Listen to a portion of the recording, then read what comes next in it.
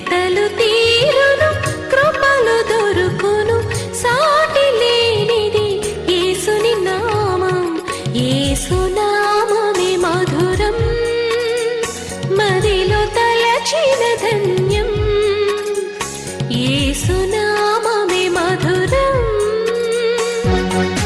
ప్రభువునందు ప్రియ దేవుని బిడ్డలారా, నేటి వాక్య ధ్యానము కొరకు ప్రార్థన చేద్దాం. దయచేసి తలలు వంచండి, ప్రార్థనలో ఏకీభవించండి.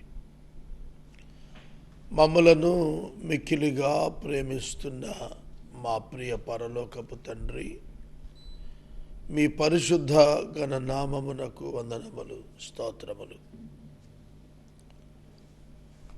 దేవుని యొద్దకు వచ్చువారు ఆయన ఉన్నాడనియు, అడుగు ప్రతివానికి దయచేయువాడనియు నమ్మవలను గదా. నమ్మిక ఒక్కటే మీకు మాకు మధ్య ఆధారం.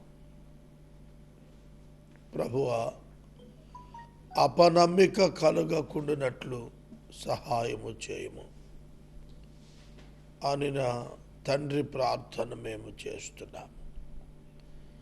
మా ప్రేక్షకులు రక్షించబడాలి, నీ శిష్యులకు చేయబడాలి, గొప్ప కార్యములు చేయాలి, జనులు నశించకుండా సువార్తీకరణలో భాగస్థులవ్వాలి. అట్టి ప్రక్రియ మా ప్రేక్షకులలో దయచేయమని అడుగుతున్నాము. ఎపిసోడ్ సహకారులు కావాలి ప్రభు. ఆర్థిక రుణభారముల నుండి విడుదల కావాలి, సహాయము చేయండి. నేటి వర్తమానము నుండి కొన్ని పాఠములు నేర్చుకుని కృపనివ్వండి. మా యాటిట్యూడ్లో మార్పు రావాలి. అట్టి కృపనిమ్మని యేసునామమున వేడుచున్నాను తండ్రి, ఆమేన్. ప్రియమైన దేవుని బిడ్డలారా, మీ పరిశుద్ధ బైబిల్ గ్రంథం నుండి రోమా పత్రిక 12వ అధ్యాయం 11వ వచనం. Do not be slothful in zeal, be fervent in spirit, serve the Lord. ఆసక్తి విషయములో మాంద్యులు కావద్దు, ఆత్మయందు తీవ్రత కలిగిన వారై ఉండి ప్రభువును సేవించండి. 3 విషయాలు పౌలు 3 విషయాలు నేర్పిస్తున్నాడు రోమీయులకు. 1, ఆసక్తి విషయములో మాంద్యత వద్దు. Do not be slothful in zeal. Zeal అనేటువంటి పదం, జీల్ అనేటువంటి పదం ఉత్సుకత, readiness to work, readiness to learn, paying more interest and attention towards the learning. That is zeal. Zeal అంటే అర్థం ఏంటంటే, ఆసక్తి అంటే అర్థం ఏంటంటే ఇంట్రెస్ట్. మనం ఒక పని పట్ల మక్కువ, శ్రద్ధ మరియు అపేక్ష కలిగి ఉండాలి. డల్ అయిపోకూడదు. డల్ అయిపోయామో ఆ వర్క్ స్టాగ్నెట్ అయిపోతుంది, ఆ దర్శనం ఫ్లేరప్ అయిపోతుంది, ఆ కళ చెదిరిపోతుంది.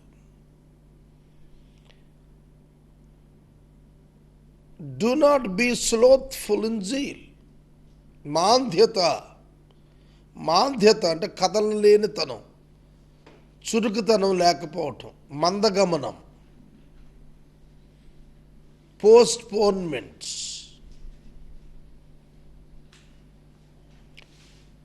రీచింగ్ టార్గెట్స్లో అపనమ్మకం వచ్చి తగ్గిపోవటం ఇవి ఉండొద్దు.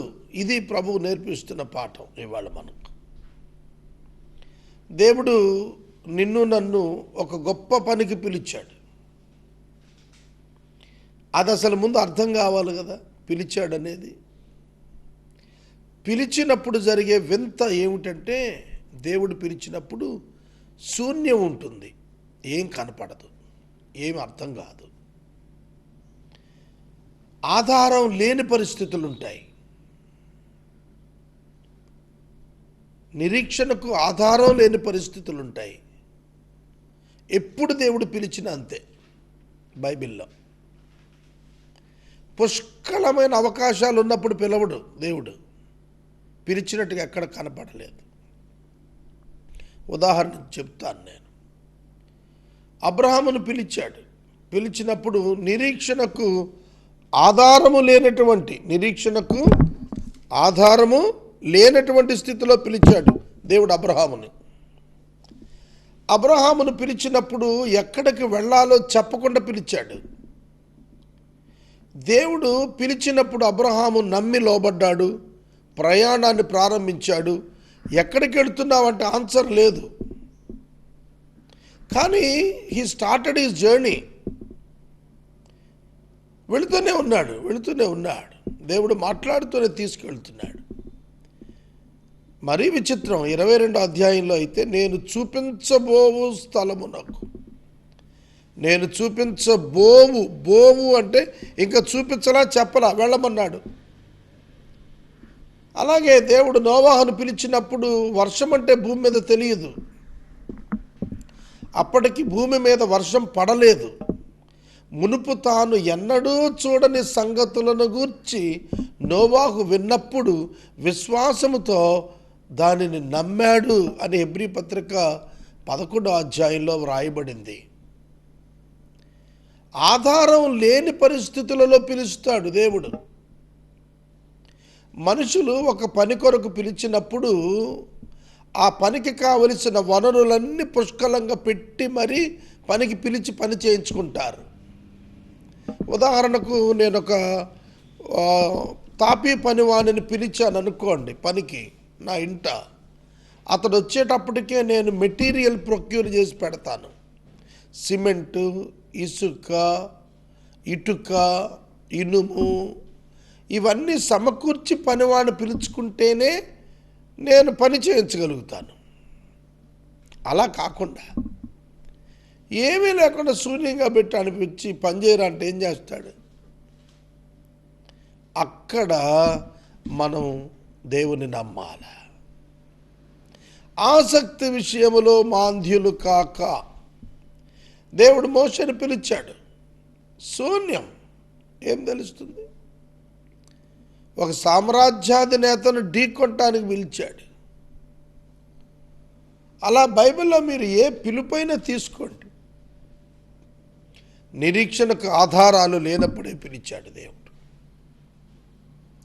అటువంటి సందర్భాల్లో మాంద్యత వచ్చేస్తుంది. నేను హైదరాబాదులో Telangana Christian community centre hub ప్రారంభం చేయాలి అని చెప్పి అనౌన్స్మెంట్ చేశాను ఏప్రిల్ 3 రవీంద్ర భారతిలో.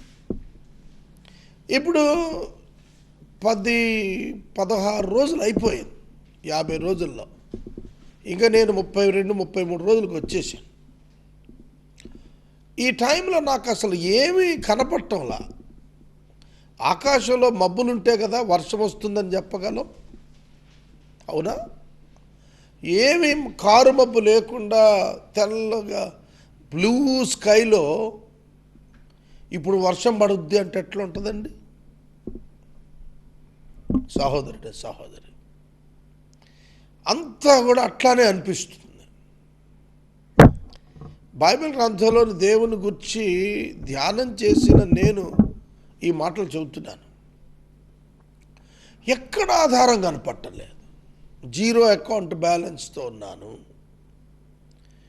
ఇటు ఒక్క ప్రాజెక్ట్ నుంచి 25 ప్రాజెక్ట్స్కి బిల్డ్ చేశాము. మెదడులో ఏమైనా నరాలు కట్ అయ్యి ఇట్లాంటి ఆలోచనలు వస్తాయా? చెప్పండి. What is faith? Who is God? Shall we depend on him? ఈ ప్రశ్నలు, అసలు దేవుడు నిజమేనా? అసలు దేవుడు ఉన్నాడా? దేవుడు మాట్లాడతాడా? దేవుడు పనులు చేస్తాడా?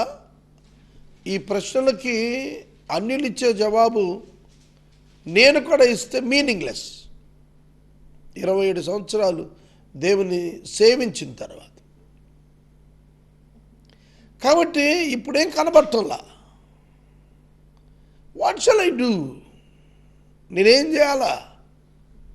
ఇదే వచనం చెప్తుంది. ఇదే వచనం చెబుతుంది.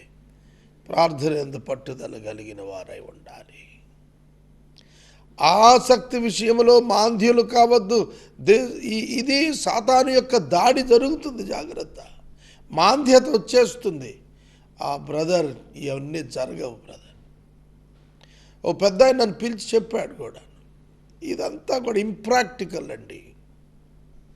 Impractical. Yes, it is impractical when I depend on people, but it is possible when I depend on God. మనుషుల మీద ఆధారపడితే ఇట్ ఈస్ రియల్లీ ఇంప్రాక్టికల్. ఎవరిస్తారు చెప్పండి? ఇవాళ 10 రూపాయలు ఇమ్మంటే ఇవ్వట్లేదు కదా. 100 కోట్లు కావాలంటే ఎవరిస్తారు? Very impractical. Yes, I agree. For man it is impractical, for God it is possible. No need of practical for God. So కాబట్టి మనం ఆలోచించాల్సింది ఏంటంటే, దేవుడు మనకిచ్చిన దర్శనము, దేవుడు మనకిచ్చిన పని ఏమాత్రం కనిపించదు. ఏమాత్రం కనిపించదు.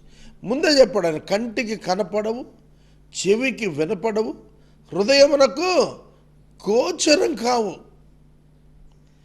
God's plans are in a such a way. అప్పుడే మాంద్యత వచ్చేస్తుంది, స్లాత్నెస్ వచ్చేస్తుంది, చురుకుదనం మందగించిపోతుంది. ఇవన్నీ కూడా వద్దండి, ఇవన్నీ కూడా. సో మనం ప్రాక్టికల్ లెక్కలు వేసుకుంటాం. 10 రూపాయలు ఎవడిస్తాడు, 100 ఎవడిస్తాడు, 1000 ఎవడిస్తాడు, 50,000 ఎవడిస్తాడు. నో.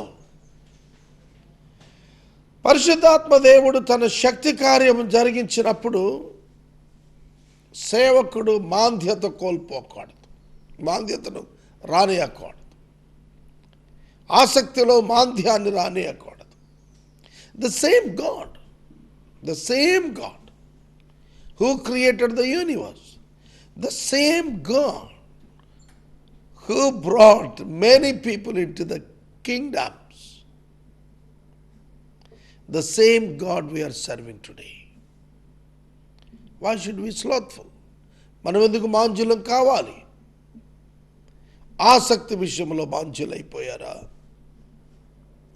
చాలామంది చదువు విషయంలో మాంద్యులైపోతున్నారు. ఆసక్తిలో కోర్సులో జాయిన్ అవుతారు, కంప్లీట్ చేయటానికి ముందుకెళ్ళరు. వద్దన్నా మేము చేయలేము. చాలామంది నేను బ్రదర్స్ని చూశాను, బాబాళ్ళని, నైనా కంప్లీట్ చేయండి రా అంటే వద్దండి మనం చేయలేము. ఆసక్తి లేదు, ఆసక్తి లేదు. క్రైస్తవుడు ఆసక్తిలో ఎన్నడూ దేవుని కార్యముల పట్ల మాంద్యతలోకి రాకూడదు. రెండవది, ఆత్మయందు తీవ్రత కలిగిన వారైండండి. Be fervent in spirit. తీవ్రత, ఎక్స్ట్రాడినరీషిప్, నాట్ అన్ ఆర్డినరీ థింగ్. పనిపై పని, ఒత్తిడిపై ఒత్తిడి, భరించగలిగే స్థాయికి తీవ్రమైనటువంటి ఆ సిద్ధపాటు, పనిచేసే విధానం ఆత్మలో కావాలా. ఆత్మలో దేవుని కొరకు రోషంలో తీవ్రతలో ఉండాలా. హై స్పీడ్ మిషన్లా ఉండాలా. ఒకప్పుడు ఇంజన్స్కి ఇప్పుడు ఇంజన్స్కి చాలా తేడా ఉంది. ఒకప్పుడు డీజిల్ ఇంజన్స్ ఉండేవి, ట్రక్కర్ ఇంజన్ అని. ఆ ఇంజన్స్ ఉన్నప్పుడు నిమిషానికి అది రొటేట్ అయ్యేటువంటి చాలా తక్కువ సార్లు ఉండేవి. అదే లేటెస్ట్ ఇంజన్స్లో మీరు చూస్తే హై స్పీడ్ ఇంజన్స్, ఒక్కొక్క కార్లో కూర్చొని వెళుతుంటే 120 కిలోమీటర్స్ అసలు మీరు వెళుతున్నట్టు తెలియదు. ఏదైనా ఆబ్జెక్టు డిస్టర్బెన్స్ వస్తే తలకిందులు అయిపోతుంది తప్ప చాలా ఆర్డినరీగా ఉంటుంది. కొన్ని వెహికల్స్ 140లో కూడా తెలియటం హైవేస్లో. ఏమిటంటే అవి ఇంజన్స్, హై స్పీడ్ ఇంజన్స్, పెద్ద శబ్దం వచ్చి ఎక్సలేటర్ ఇవ్వకుండానే అవి వాటంతట అవి హై రెవల్యూషన్. ఓ ఇంజన్ సర్రమా తిరిగిపోతూ ఉంటుంది లోపల. ఆ హై స్పీడ్ ఇంజన్స్ ఎట్లా ఉన్నాయో మీ స్పిరిట్స్ అట్లా ఉండాలి. మీ ఆత్మలో దేవుని కొరకైన తీవ్రత అట్లా ఉండాలి. That should lead you, that should make you to run for Christ. అట్లాగే కూలబడిపోయి ఉండటం కాదు, తీవ్రత కలిగి ఉండాలి. తీవ్రత లేకపోవటం మాంద్యత యొక్క గుర్తులే అవి. Slow in spirit, receiving God's commandments and instructions very low condition. బేరింగ్లు పట్టేస్తే నడిచినట్లు అయిపోవటం అన్నమాట. That should not be happened in your life. నీ జీవితంలో అలా ఉండరాదు. You must be spirit filled, over joy, అత్యధిక ఆనందంతో పనిచేయగలగాల. ప్రభువును సేవించండి. సేవ చేయటంలో తిరుగుండకూడదు, అలసట ఉండకూడదు, వెనకంజ ఉండకూడదు, నిదానించుట ఉండకూడదు, వేగవంతంగా ఉండాలి. తర్వాత 12వ వచనం, నిరీక్షణ గలవారై సంతోషించండి. Rejoice in hope. ఆనందించండి, సంతోషించండి. నేను ఈ కమ్యూనిటీ సెంటర్ హబ్ కోసం ప్రార్థన కూర్చున్నప్పుడల్లా నేను దేవుని యందు నిరీక్షణ కలిగి అత్యధికంగా ఆనందించడం నేను చూశాను ఆత్మలో. దేవుడు నాతో సంభాషిస్తున్నప్పుడు ఆత్మలో ఈ ఎక్స్పీరియన్స్ అర్థమైన వారికే తెలుస్తుంది. ఆత్మలో ఆనందించు ఉన్నప్పుడు, నిరీక్షణ కలిగి ఉన్నప్పుడు ఆయన చేస్తున్నాడు. He is already on the job.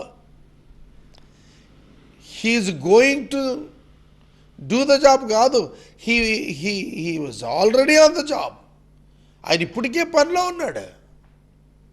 నన్ను కూర్చోబెట్టి ఆయన పని చేస్తున్నాడు అనే భావన, ఆ నిరీక్షణ, ఆయన చూస్తున్నాడు, ఆయన చేస్తున్నాడు, ఆయన నెరవేరుస్తున్నాడు, ఆయన పూర్తి చేస్తాడు, మన ముందు ప్రత్యక్షపరుస్తాడు దాన్ని అనే నిరీక్షణే నాలో అత్యధిక సంతోషాన్ని ఇచ్చింది. అది నా భారాన్ని తేలిక చేసింది, సులువు చేసింది. మీరు కూడా నేర్చుకోవాల్సింది ఏమంటే, ఆత్మలో నిరీక్షణ కలిగి సంతోషించటం నేర్చుకోవాలా.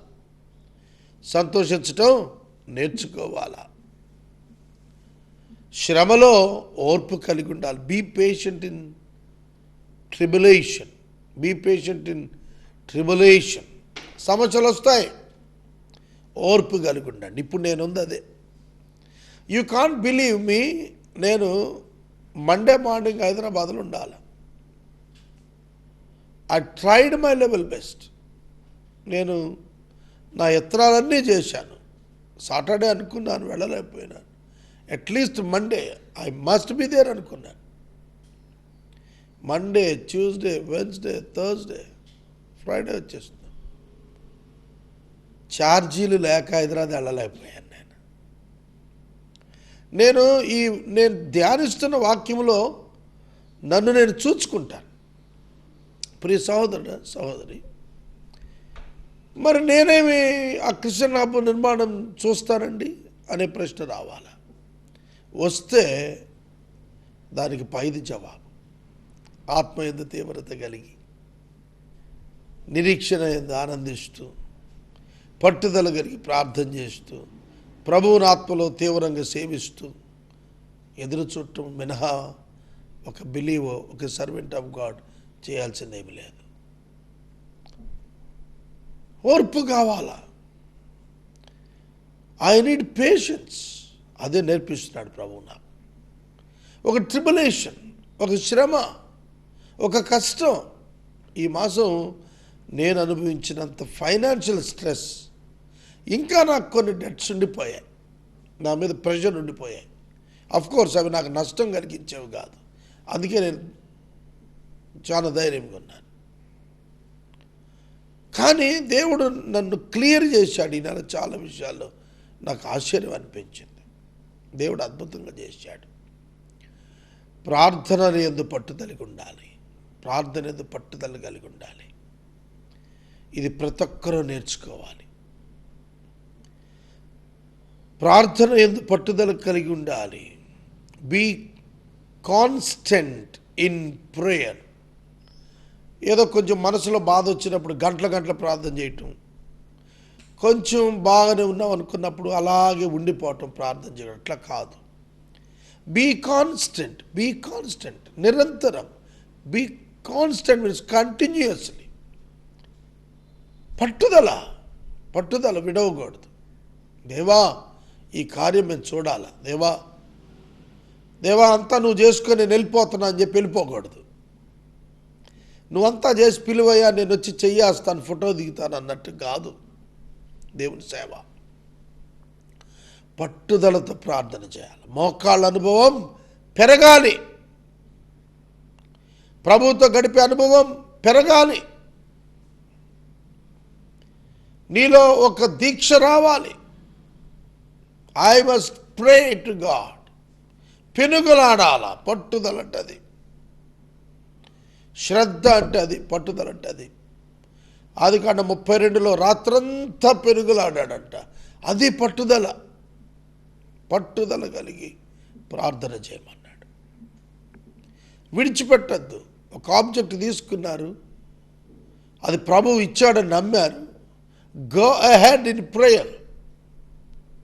దేవుడు చెప్పింది ఏంటండి? మనల్ని ప్రార్థనగా చేయమన్నారు. మనల్ని కొండమోయమన్నాడా?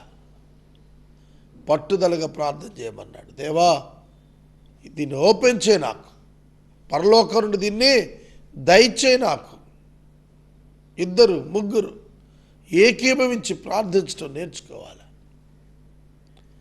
పట్టుదల కలిగి ప్రార్థన చేశారు దానియేలు మిత్రులు.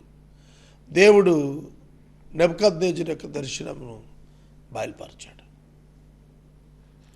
ఆ దర్శనము బయలుపరిచాడు, దర్శనం యొక్క అర్థము బయలుపరిచాడు. ఎవరైనా దర్శనం చెబితే అర్థం చెబుతారు. మనకి కొన్ని కళలు వస్తుంటాయి. ఆ కళలు విచిత్రంగా, అర్ధరహితంగా అనిపిస్తూ ఉంటాయి. అట్లాంటి కళలు కొన్ని సందర్భాల్లో మనం మర్చిపోతుంటాం. అవి జ్ఞాపకం రాక సతమతం అవుతుంటా. నెబుకద్నెజరు విషయంలో అదే జరిగితే బబులోనులో ఉన్నటువంటి జ్ఞానులందరినీ పిలిచాడు. ఎవడి వల్ల కాల, అందరిని చంపేమన్నాడు. ఇక అప్పుడు దానియేలు బ్రతిమలాడుకొని రాజును పర్మిషన్ తీసుకొని దే వెంట్ ఆన్ ప్రేయర్. ప్రార్థనలోకి వెళ్ళిపోయారు. ఇక షడ్రక్ మెషక్ అబేద్నెగో దానియేలు 4 మోకరించి ప్రార్థన చేస్తున్నారు. ప్రార్థన చేస్తూ ఉండగా దేవుడు వారికి ఆ దర్శనం బయలుపరిచాడు. దానియేలు చెప్పాడు, మర్మములను బయలుపరచు దేవుడు ఆకాశమందున్నాడు. It's a practical incident. ఇది నిజ సంఘటన. మరి మనం ఎందుకండి ఇవాళ నీరు గారిపోతున్నాం అన్నింటిలో? అబే జరగదండి, అబే అవదండి, అబే లేదండి, కాదు. ఎట్లా? ఆత్మలో ఆసక్తి, మాంద్యత రాకూడదు. ఆత్మలో తీవ్రత రావాలి, ఆత్మలో నిరీక్షణ రావాలి, ఆత్మలో ఓర్పు రావాలి, ఆత్మలో పట్టుదల రావాలి ప్రార్థన కొరకు. అప్పుడే నీవు దేవుని కార్యాలు చూడగలుగుతావు. పరిశుద్ధుల అవసరాల్లో పాలు పొందుతూ శ్రద్ధతో ఆతిథ్యం ఇవ్వండి, శ్రద్ధతో ఆతిథ్యం ఇవ్వండి. నేను ప్రభువుని ఎప్పుడు అడుగుతుంటాను, ప్రభు నేను ఎవరికి ఏం పెట్టలేని స్థితిలో ఉన్నాను, నన్ను ఎప్పుడు పెట్టేవాడిగా చేస్తావు అని అడుగుతూ ఉంటాను. నా దగ్గరికి దైవజనులు వచ్చినప్పుడు వాళ్ళకి ఏమైనా ఇవ్వాలన్నా చేయాలన్నా చాలా సందర్భాల్లో డబ్బు ఉండదు. అక్కడికి నా ఫ్రెండ్ హోటల్ ఒకటి ఉంటే అక్కడికి వెళ్ళి అప్పు చేసి అందరికీ పెట్టి పంపుతుంటా. నాకు తెలిసిన ఒక ఆయన ఎరువిస్తే అక్కడ అవసరాల కొరకు అప్పులు చేస్తూ వాళ్లకు సమకూరుస్తూ ఉంటారు. అవి పెరిగిపోతాయి, కానీ వాళ్ళకి తెలుసు ఈయన తన కోసం చేయలేదు, ప్రజల కోసం చేశాడు. దే వోంట్ కంపెల్ మీ, నన్ను బలవంతం చేయరు వాళ్ళు. అందుకే కనుక నేను మనవి చేస్తున్నాను, దేవా నేను ఆసక్తి నాకుంది, ఇవ్వాలని చేయాలని, make me to help others అని ప్రార్థన చేస్తున్నాను. శ్రద్ధగా ఆతిథ్యం ఇమ్మన్నాడు, పరిశుద్ధుల అవసరాల్లో పాలు పొందమన్నాడు. దేవుడు మనకిచ్చినటువంటి దానిలో మన పరిశుద్ధుల అవసరాల్లో పాలు పొందాలి. ఎంతంత ఇచ్చేయాలేమిటి చెప్పండి? విధవరాలు ఏలియాకి ఏమిచ్చింది? ఆతిథ్యం ఇచ్చినప్పుడు ఒక్క అప్పమే, కానీ అది శ్రద్ధగా ఇచ్చిన ఆతిథ్యం. విధవరాలు వేసిన కానుక 2 కాసులే, కానీ అది జీవనవంతం వేసిన కానుక. It is more precious in the sight of God. గుక్కిడ చన్నీళ్ళు ఇచ్చినవాడు ఒక చిన్న కాఫీ ఇవ్వగలిగినా కూడా ఆతిథ్యమే. శ్రద్ధగా ఆతిథ్యం ఇవ్వండి. చేతనైన దానిలో, నీ కొండలు వచ్చి నాకు చేస్తాను కాదు, నీకు ఉన్న దానిలో చేయటమే ఆశీర్వాదం. రేపటిది వాక్య ధ్యానంలో 14 వచ్చిన ధ్యానిద్దాం. ఎపిసోడ్ సహకారులు కావాలి, ప్రార్థించండి. మమ్మల్ని మిక్కిలిగా ప్రేమిస్తున్న తండ్రి, వందనాలు, స్తోత్రాలు. వాక్యము నా కొరకు, మా కొరకు మీరు ఇచ్చారు ప్రభు. ఆత్మలో తీవ్రత, ప్రార్థనలో పట్టుదల, శ్రమలో ఓర్పు, నిరీక్షణలో ఆనందం ప్రభువా మాకు అనుగ్రహించండి. యేసు నామమున అడుగుచున్నాం తండ్రి, ఆమేన్. తండ్రి అయిన దేవుని ప్రేమ, కుమారుని యేసయ్య కృప, పరిశుద్ధాత్మ దేవుని యొక్క అన్యోన్య సహవాసం సదాకాలం మనందరికీ తోడైండును గాక. ఆమేన్.